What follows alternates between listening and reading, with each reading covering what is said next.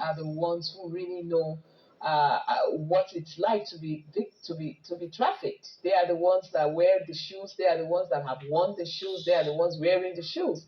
And so it's very important that we listen to the victims for a change. We need their voices to lead the way in the fight against human trafficking. We need them to tell us what they think we can do to help them better. We need them to also tell us what they think we can do to prevent them from being from being trafficked. And that's why the theme, like I said, is really apt. The victims' voices should lead the way in the fight against human trafficking.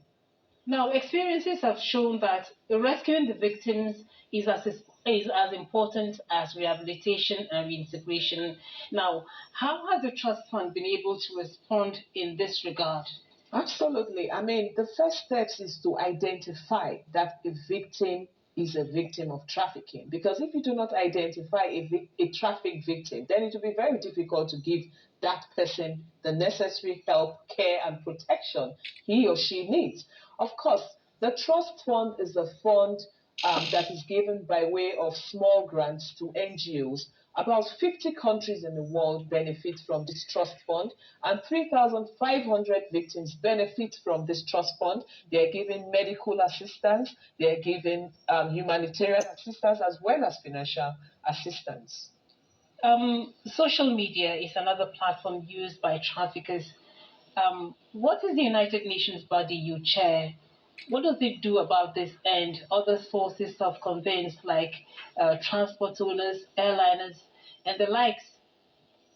The United Nations Voluntary Trust Fund for Victims of Trafficking work through NGOs. And these NGOs come up with different intervention programs for victims of trafficking. They have awareness campaigns, sensitization campaigns, and all of that. So they are the ones who go to the transporters, for example, to carry out awareness because some of them are even ignorant.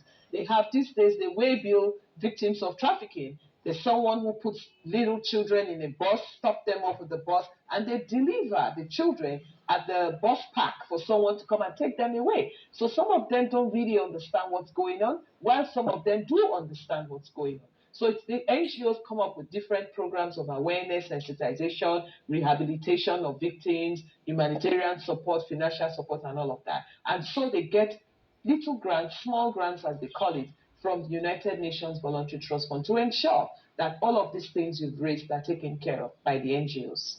We thank you very much for sharing those insights.